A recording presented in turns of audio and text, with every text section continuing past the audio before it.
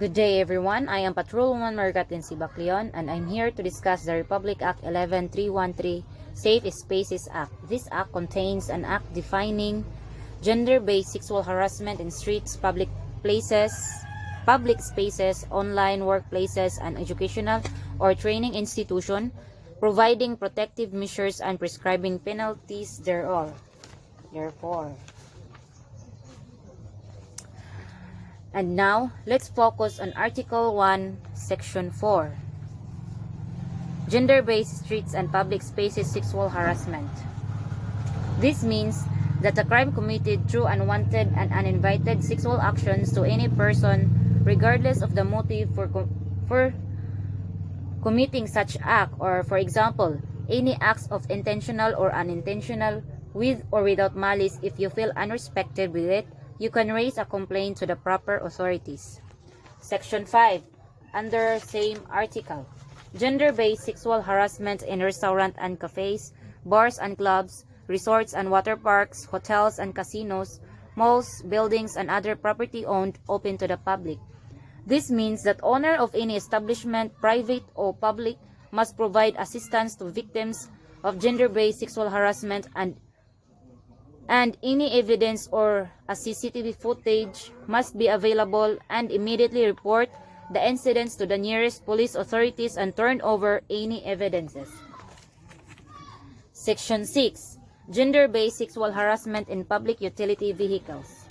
This means that any gender-based sexual harassment happen in public utility vehicles, like inside a bus, jeepneys, passenger van, or even in tricycle, will be responsible or liable for his or her own action, and the LTO may revoke his or her license or franchise of the said perpetrator. Section 7. Section 7. Gender-based sexual harassment in street and public spaces committed by minors. This means that any harassment act committed by a minor, the DSWD will take a disciplinary measures as provided by Republic Act 9344, or also known as Juvenile Justice and Welfare Act of 2006. Section 8. Duties of the local government units. LGUs shall have the following duties: pass an ordinance, disseminate or post in conspicuous places a copy of this act, provide measures to prevent gender-based sexual harassment in educational institution, discourage and impose fines on acts of gender-based sexual harassment as defined in this act, create an anti-social harassment hotline, and coordinate with the Department of the Interior and local government. And in Section 9, rule of the DILG, the DILG shall ensure the full implementation of this act by inspecting LGUs if they have disseminated or posted in conspicuous places a copy of this act, conducting and disseminating surveys, providing capacity building and training activities to build the capability of local government officials to implement this act in coordination with the Philippine Commission on Women, the Local Government Academy, and the Development Academy of the Philippines. And in Section 10, there are different agencies who are assigned to monitor and implement rules and regulations regarding Republic Act 11313. These are the MMDA, the PNP, the WCPD, the PCW, the DILG, and the DICT. They are the national bodies responsible for overseeing the implementation of this act and formulating policies that will ensure the strict implementation of this act.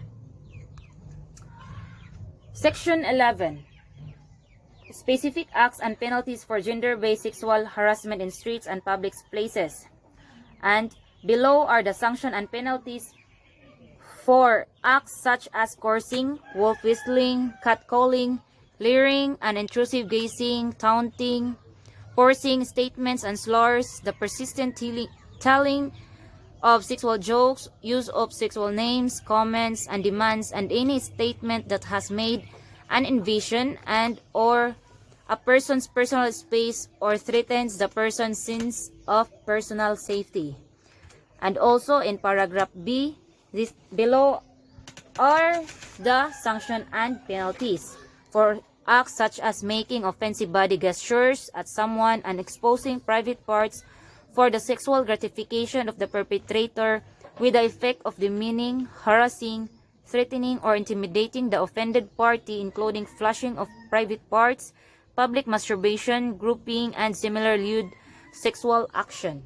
And lastly, in paragraph C, these below are the penalties and the sanctions for acts such as stalking and any of the acts mentioned in section 11's paragraph A and B when accompanied by touching, pinching, or brushing against the body of the offended person, or touching, pinching, or brushing against the genitalia, face, arms, anus, groin, breast, inner thighs, face, buttocks, or any part of the victim's body, even when not accompanied by acts mentioned in section 11 paragraphs A and B. And that's all for the article 1 section 4 to 11. Thank you.